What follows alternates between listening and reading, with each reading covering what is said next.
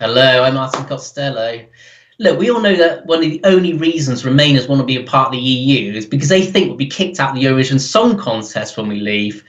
But I always stump Remainers when I ask for them for good reasons to convince me why we should stay in the EU. Realistically, we know there are multiple factors why it's imperative to escape the shackles of this dictatorship. You know, there's things like the EU grant money. This has been used to destroy British industry. Why on earth would we want to remain? I'm just going to give you a few examples now. We had Cadbury, who moved their factory to Poland in 2011 with an EU grant. Their chocolate is now like eating a wax candle since then, and the portion sizes get smaller and smaller. Have you seen the size of cream eggs recently? They are like the size of marbles. Ford Transit moved to Turkey back in 2013 with this EU grant, and it costed many jobs in the UK. Jaguar Land Rover has recently agreed to build a new plant in Slovakia with EU grant.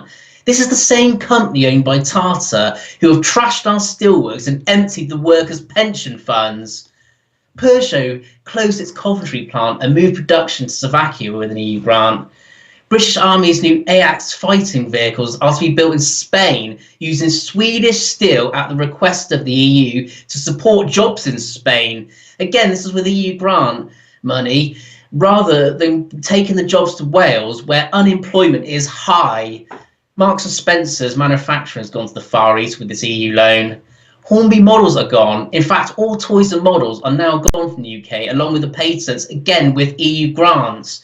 Gillette, is it the best a man can get?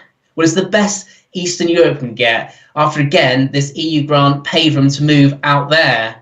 Texas Instruments in Greenock, Scotland has gone to Germany with EU funding.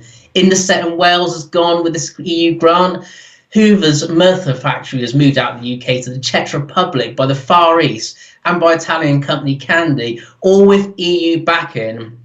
Boots, the chemists, being sold to the Italians who have had their base in Switzerland recently just to avoid tax somewhere in the tune of 80 million a year. Again, they used the EU loan for this purchase. UK airports are now owned by Spanish companies, and most London buses are run by Spanish and German companies. In fact, 39% of British invention patents have been passed to foreign companies, many of them within the EU.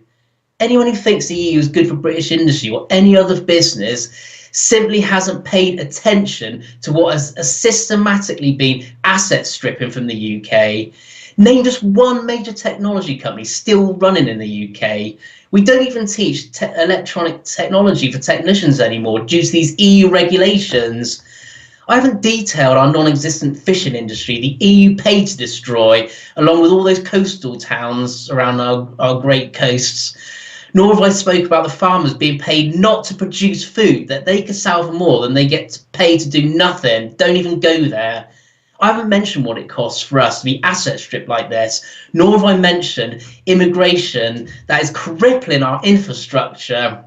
We see it up and down our country with all our public services just bursting. I haven't mentioned the risk to our security if the control of our armed forces has passed to Brussels or Germany, now where the much mocked conspiracy theory, the EU army, is now actually immobilising. Find something that's gone the other way around in our favour. I can't, and it's like the bully stealing the little kids' dinner money. How utterly betrayed are those who shed blood for our freedom in conflicts against such tyranny? If you think the EU is actually a good idea, you haven't read the party manifesto of the European People's Party. You haven't had to deal with the EU petty bureaucracy tearing your small business down or suppressing your wages due to the influx of economic migrants. You simply cannot think that your children's future matters if you support this dictatorship just for an easier life. You are not fit to lace the boots of the fallen. We simply want our country back, and it is your duty now to play your part in protecting it. The dawn may be breaking on an independent United Kingdom, but just like the dawn on the 6th of June 1944, we are once again facing the longest day.